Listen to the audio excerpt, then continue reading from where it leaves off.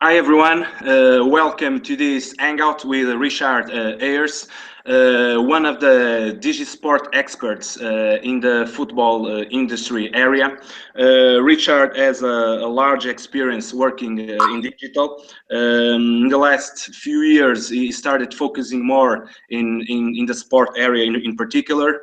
He's the CEO of 7 League, where he has already worked with UEFA, FIFA, Valencia, Juventus, Premier League and Major Soccer League, amongst others.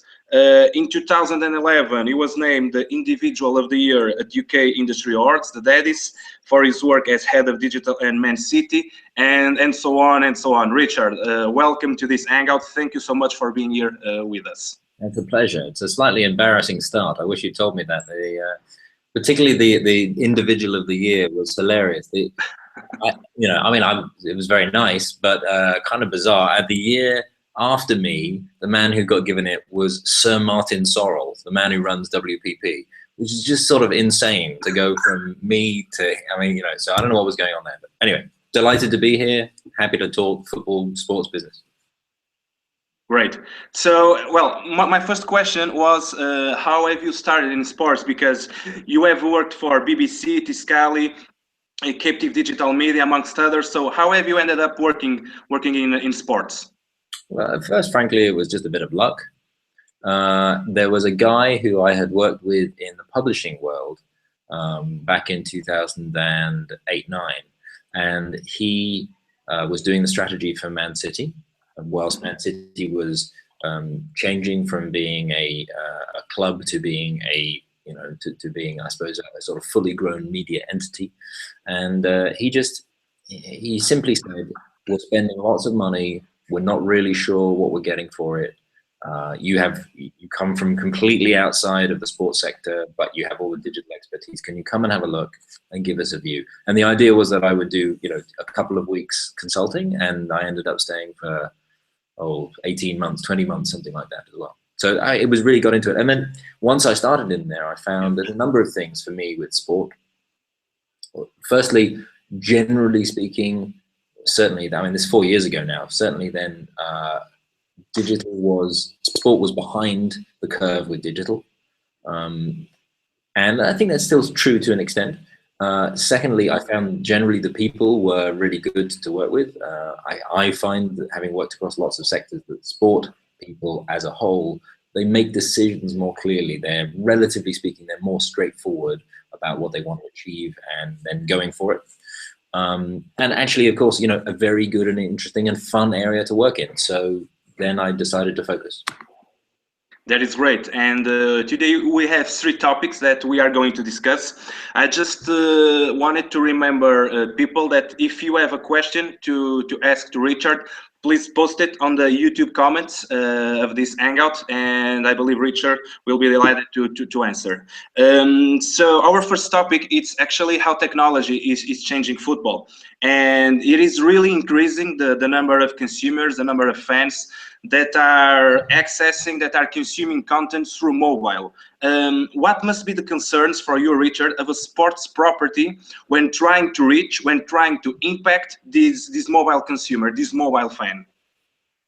Well, probably the biggest factor at the moment is the pace of change. And that's not just the change. There is change as a whole across digital industry and technology, but also specifically within the mobile area. A fundamental thing that happened last year was the point at which Facebook were beginning to struggle with the shift to a mobile experience, a mobile app experience, and yet they didn't have an ability to be able to monetize and to be able to pull that revenue out. And then they did indeed invent a good way of interspersing advertising into your news feed.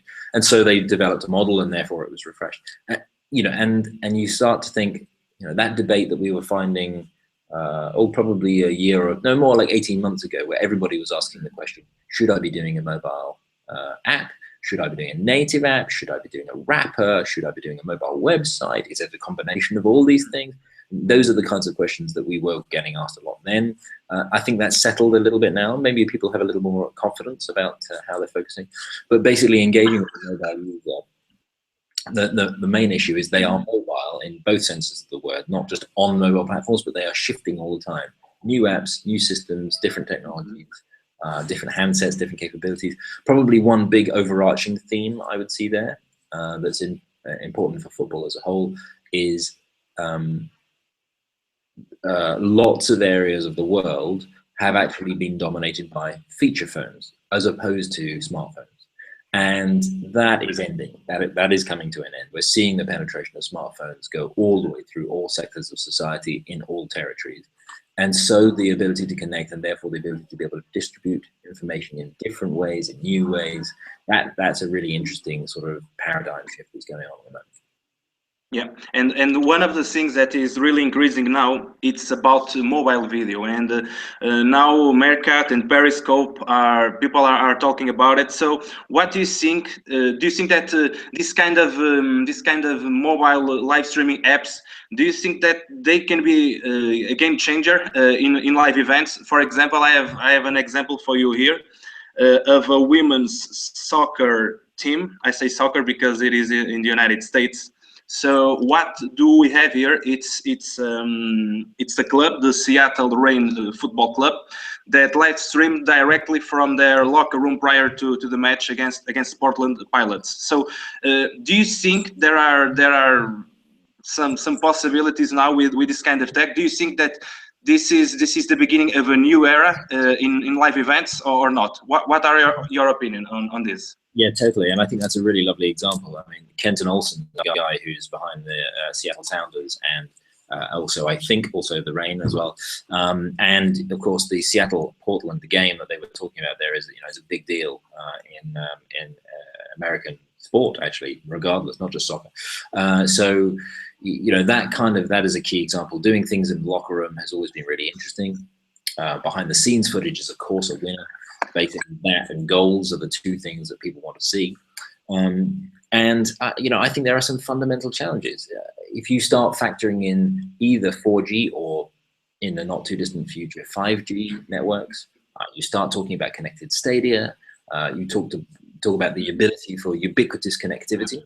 And then you put in something like Meerkat or Periscope or whatever, then obviously there's a challenge. And what will need to happen is an adjustment from a business perspective, from a commercial perspective, and also eventually, of course, from a legal perspective, to manage the process of to what degree do we police this, to what degree do we encourage it, or do we try and facilitate or work with the ability to be able to broadcast.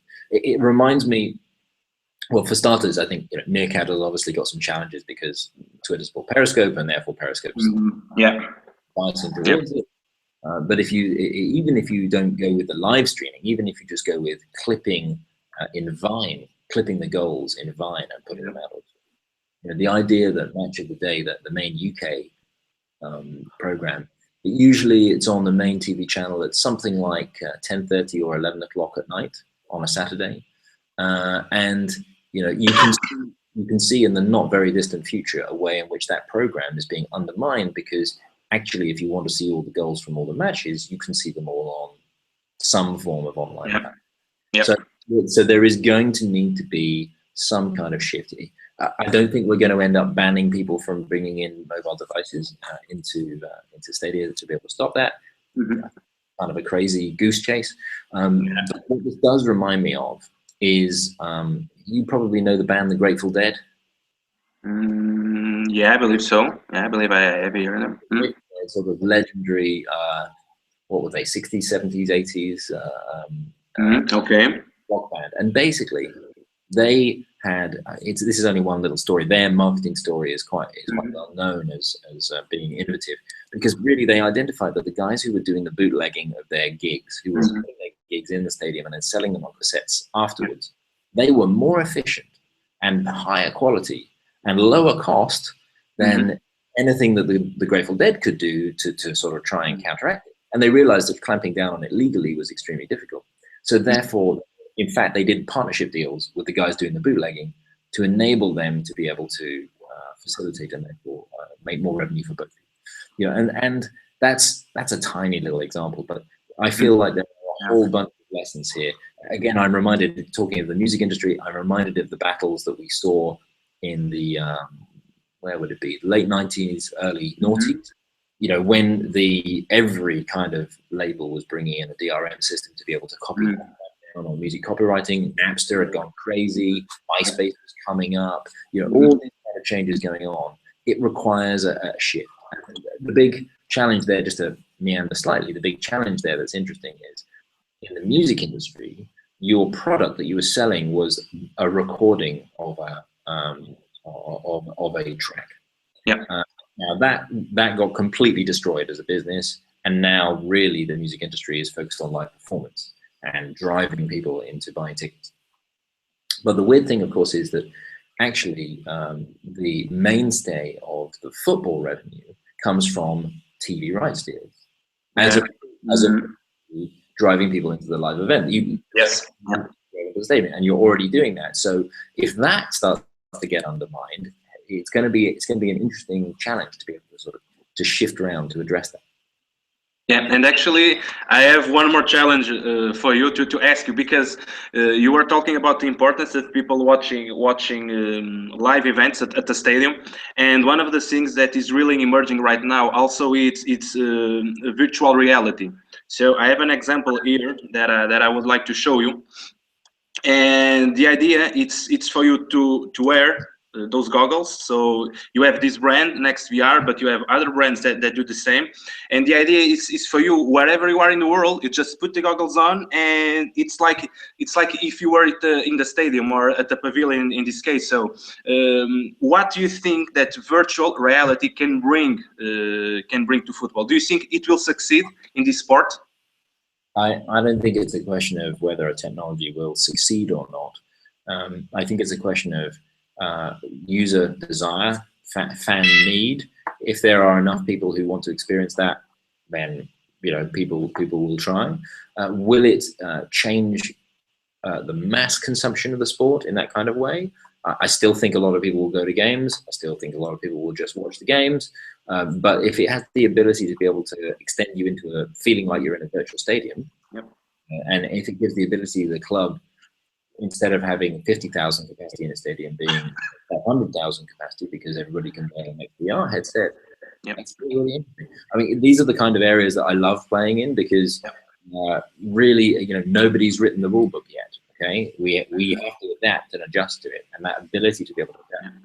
Some clubs will try stuff this year, this month, right? Some of them won't go near it until 2 or 3 years down the line when the commercial model is totally proved. And some of the ones who go really early will get burnt, and some of them who will make huge opportunity because they'll have first mover advantage.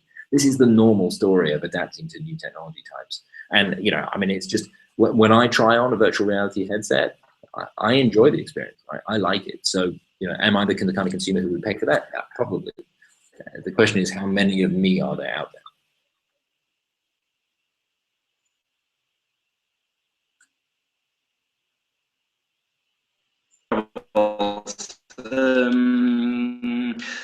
Wearables not to provide to the fans, but wearables like, for instance, a coach that was very useful to the German team that won the World Cup last year. What do you think about City that a month ago just launched the app? So what do you think it will be the future of wearables in football? You were breaking up slightly there, but I think, Marcus, your question was, what's the future of wearables? Is that right? Yeah, that's it. Okay. Yes. Well, obviously, if I had a crystal ball, I would be a rich man, but I think there are big impacts on the pitch and off the pitch. On the pitch, the performance has proved very valuable, and I think whether you think about Moneyball or whether you think about performance analysts, the work that I've done with performance analysts, they always say it's about asking the right questions. It's about helping the coach, helping the players understand what's going on, and therefore focus on the right kind of areas. Now, is wearable technology useful in that? Yeah, of course it is, absolutely.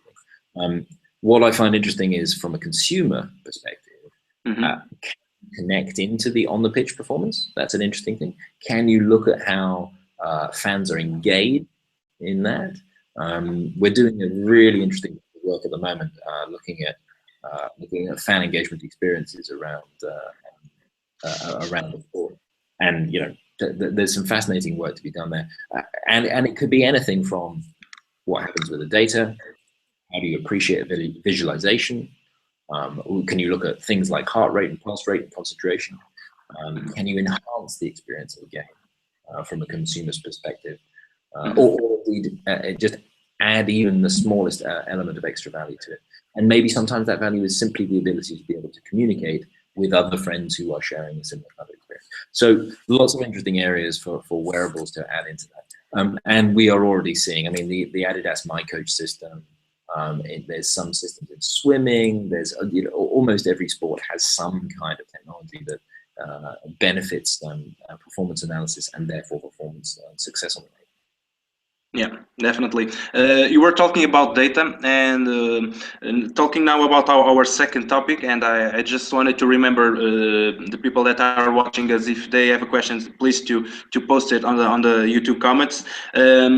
So you were talking about data, and what I would like to ask you is actually, what's the importance of having that data in a club? So what must be the objectives of a sports property when collecting data? So why is data so important for the business of a club, or for the digital business of a club in this particular case?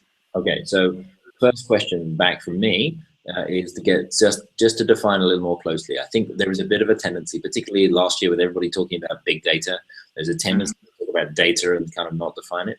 Are you talking like on-pitch performance analysis type data, or are we talking customer data, CRM, that kind of focus? CRM. I'm talking about CRM. I'm talking about you having the fan behavior. So imagine how many times has the season ticket fan attended to the games during the season. So we bought 20 games, but has he went to the 20 matches or not? So understand the fan behavior, and with that you can personalize your marketing campaigns to that. You can tailor your marketing efforts.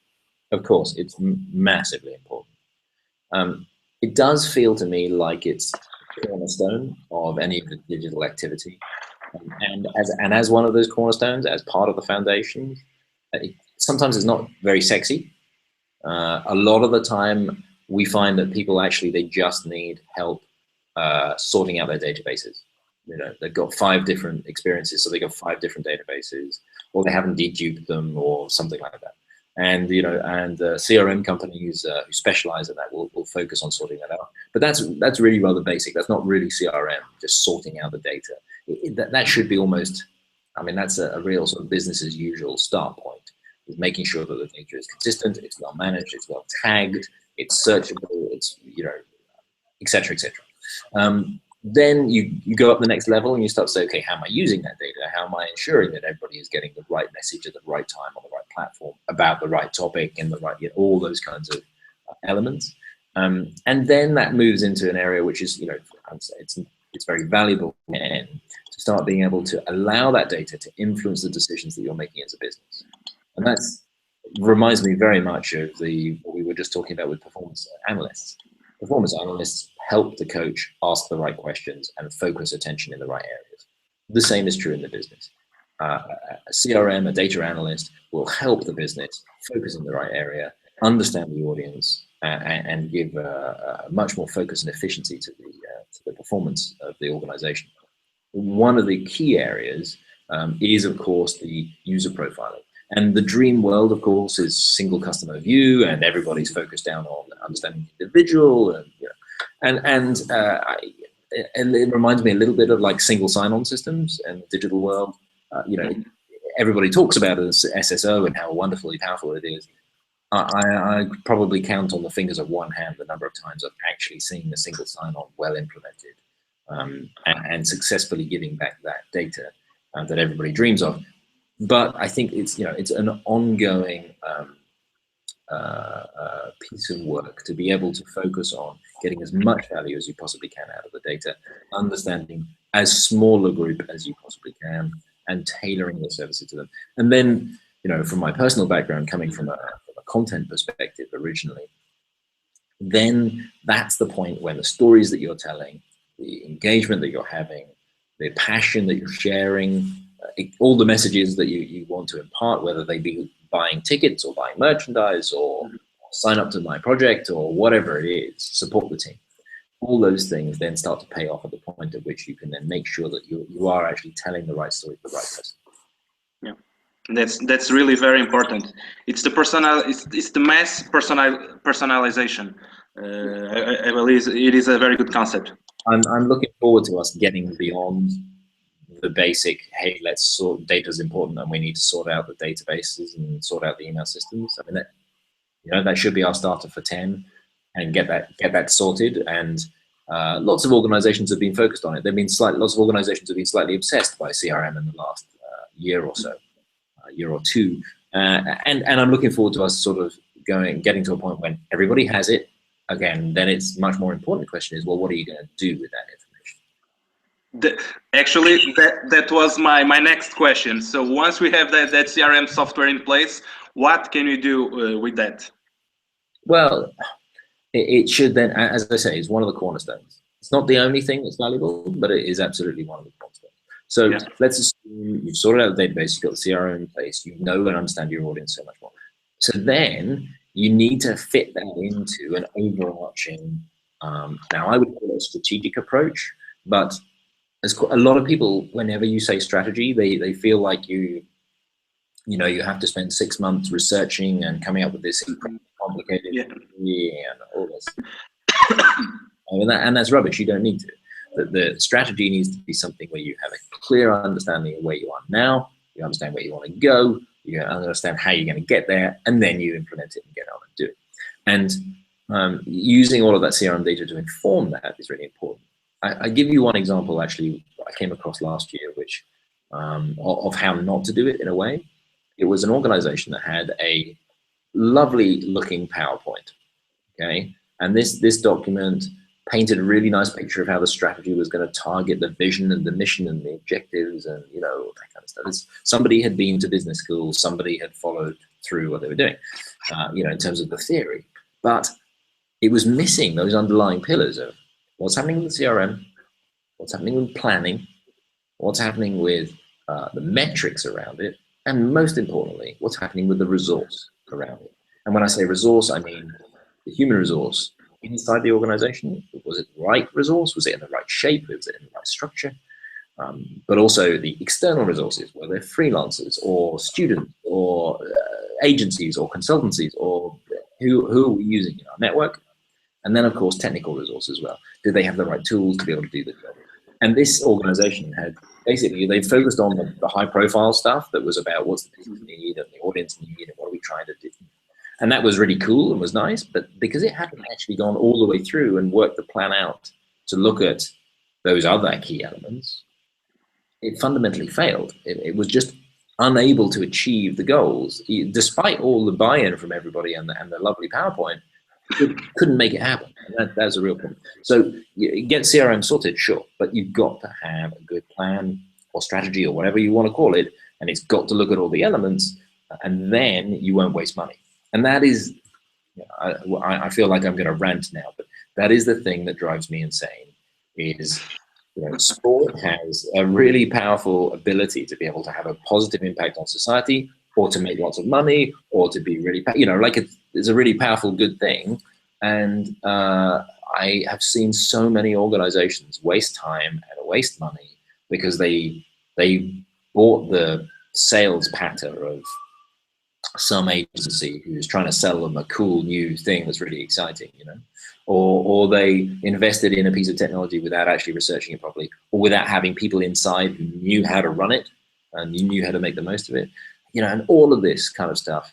I feel like our industry, our sector, both digital and sport, will be so much more successful if actually we can get rid of the charlatans, get rid of the guys who are all about style over substance, and start focusing on just having good plans, well executed, making sensible business, and growing the fan base and doing what sport does so well. That's the end of my rant. Okay, I'm stopping. Okay, so going to our last topic. I just want to say hello to my Lithuanian friends, because this is a Lithuanian football mug, and actually that's a Lithuanian mug. This is a Czech pen. So we've done so much work with UEFA, with all of the federations. It's like almost everything I have is at some stage has come from one of the organizations we've worked with. So hello to all my UEFA friends. So thank you. So going to our last topic, about the steps on how to build and deliver a successful digital experience for a sports property. Yeah. So my question is how we can set up a strategy that really aims to engage the fans, and most important, that really gets to how to monetize the relationship with those fans. Well, okay. So step number one is obviously hire 7 league, and then etc. But frankly, we've got plenty of work on. But the key thing is, that's part of that resource question. You can do it yourself if you've got the skills and the experience. You have to know what you don't know, and then you have to make sure that you pull in other people externally to help you with that. Back to the point we were making at the beginning. This territory is moving so fast. There are so many changes every day, every week. I find it difficult staying across it. Thank God I have a team of people who spend all day looking at the latest changes to Facebook, the latest changes to Twitter, or to video services, or to CMSs, or what's happening with mobile tech. Right? Staying across it is very, very difficult if you are somebody inside a sports organization. So use your resources wisely. Use your expertise, use your network wisely. That's a key thing. There are a whole bunch of steps. I think probably step number one, the clarity around the vision, the mission, the objectives. That you've got to get that clear before you even start working out what the plan and the strategy is, because otherwise you don't know what you're delivering. You've got to be structured appropriately to be able to deliver that. And fundamentally, just to give you some insight, the kind of thing that we would work on. It's always our view that there are 3 objectives for any digital services. Right? This is obvious. There's reach, there's retention, there's revenue. You can tell it's one of ours because it's alliteration. I love a bit of alliteration. So reach, engagement, monetize, another way people talk about it. Now, that's the easy conversation to have, is where should we be focusing? The difficult conversation is, okay, over the course of the next 3 years, how are we going to change our focus? What's the balance going to be of monetize versus engage versus grow the audience? How are we going to do this across different devices, or different audiences, or different platforms? All those kind of factors. That's when it starts to become 3-dimensional, and really start to get complex, is when you're thinking about how are you going to achieve those goals in those kinds of ways. So, that's probably a really good start point. Some organizations we work with, they're starting from scratch. They have no experience in this at all, and they put their hands up and they say, look, I haven't done this before. I'm a guy who's used to running, a sports organization. Right? I'm not a digital or a media guy. Other organizations that we work with, they're very, very experienced. The guys at UEFA we mentioned, or Arsenal, or there's so many of the organization, UFC, the UFC organization, it's extremely experienced at growing a very fast audience and video on demand service. Yeah, definitely. But because the pace of change is so quick, they can't possibly stay across all the changes, and they can't analyze, and they don't have the perspective, because I know what it's like, right? When you're down in the trenches, dealing with day after day after day, there's another match, another fight, another tournament, another player, and I have to deal with all this whilst trying to also stay across all the digital changes. It's very difficult. So that dealing with the pace of change is probably the single biggest factor, having the right people and dealing with the pace of change. Yeah, definitely. Richard, we have a question here from Nuno Tavares. Yep. And Nuno asks, what about Richard's view on predictive analytics? Well, I am not a guy who does fantasy football league, but and I'm guessing this is the area Nuno is asking about. I suppose actually predictive analytics could be, look at so many other areas as well. In different ways, But if we just take the sort of fantasy sports approach, I remember speaking with EA about the FIFA 12, it was at the time, game. And so that's like 3 years ago version of the game. And at that stage, they told me that the engine, the computing engine inside the game was 80% accurate on a game outcome, which I was blown away by. And then they taught me through how the system worked and how the algorithm worked, and and it was absolutely fascinating. But basically, the predictive analytics, it clearly, if you're in the UK or market, then it makes a big difference for betting. If you are trying to tap into the fantasy sports market, that can be very powerful as well. I think it's something interesting that broadcasters don't use very much at the moment, but I think they're going to use more. Is about how do they integrate that broadcasting to be able to look at what's happening within a game. And certainly if you address sports like rugby, I mean, there's a Rugby World Cup this year. Rugby's in the Olympics next year as a sevens. It's a game that's really kind of on the rise and growing like crazy. And if you look at the way rugby is a sport which is, it's just that little bit complex that means that people don't necessarily understand every detail of it. And so predictive analytics is one of the things that can help open up the game and make it more understandable and give it an ability to reach an audience and grow its audience more quickly. So predictive analytics, I think, are quite fun at the moment. I think they haven't yet really hit their sweet spot outside of betting. I mean, the betting stuff is clearly very powerful. Outside of betting, they haven't, I don't think, yet got in their stride, but it'll be interesting to see what they do. Yeah. In your opinion, what are the main digital trends that we are going to watch in the football industry?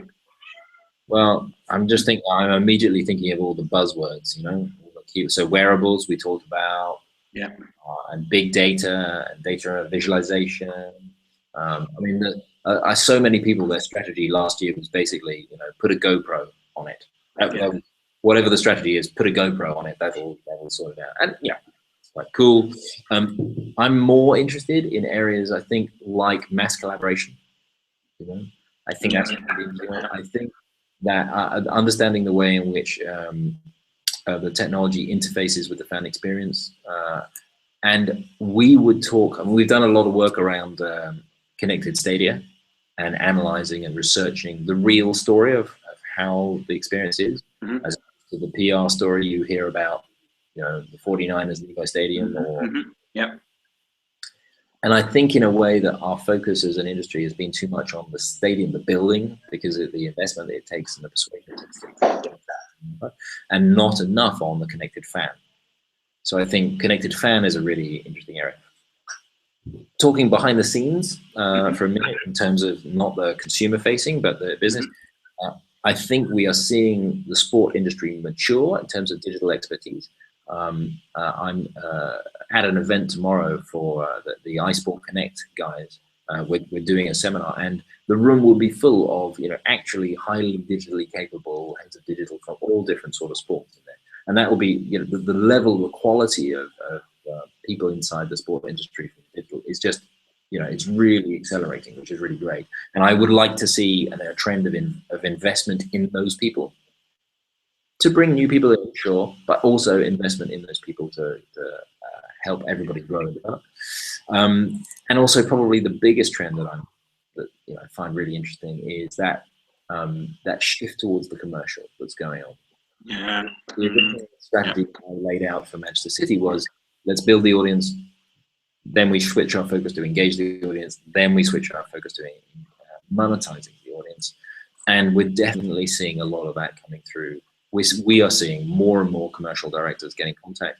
Much more, there's a lot of talk about valuation. What's the value of an engaged user? What's the lifetime value? All those kind of classic business metrics.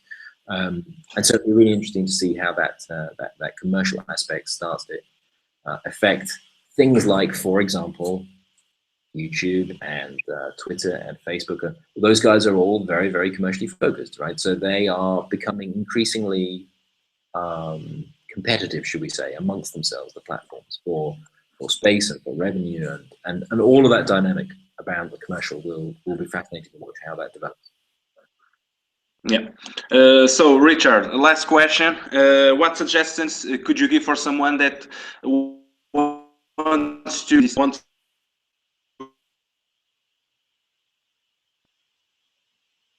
in football.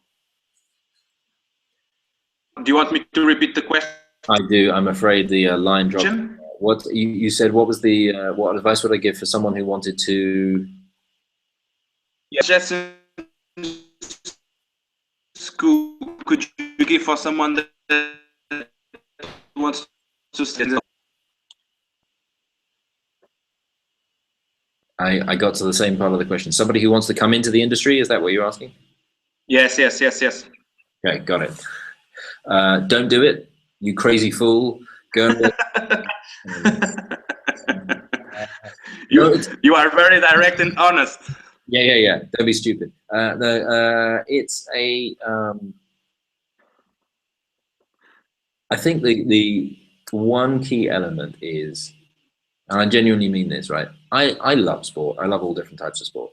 As you probably know, I'm not really a football fan because I wasn't brought up on it.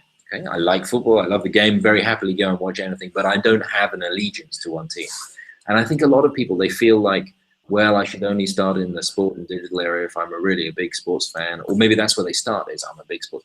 I think it's much more important. You have to really love digital.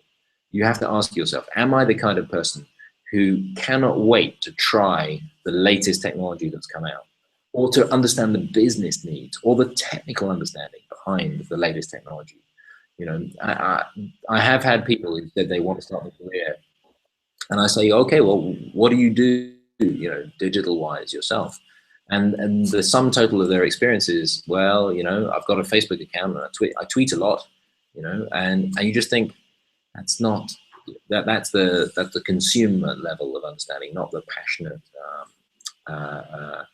enthusiast. And that's what we were talking about earlier on, the ability to adapt, to learn. You can only keep doing that day after day and week after week if actually you love this stuff, right? So you got to love the digital, and then if you love sport as well, tremendous. That's a really good combination. Okay. Thank you, Richard. I believe it is all. So thank you so much once again for being here with us, sharing your expertise in this area. Thank you for the people that is Hangout. Thank you for your questions, for Richard. Richard, do you have some final words? Well, the last thing is that the idea that I am an expert seems strange to me, because, as I was just saying, you have to be learning every day, and you know, that's the key thing you have to know, is that you don't understand it. So for any of the guys who watch this afterwards or who have been watching live, please do tweet me, or or connect on LinkedIn or on Twitter. You can find me, you can find 7 League. Let's have a conversation. Let's keep having a conversation, because you know, I'm sure me and my team have got as much to learn from all the people out there as vice versa. So let's keep part of that conversation, because this stuff is just fun and it's going to develop like crazy over the next few years.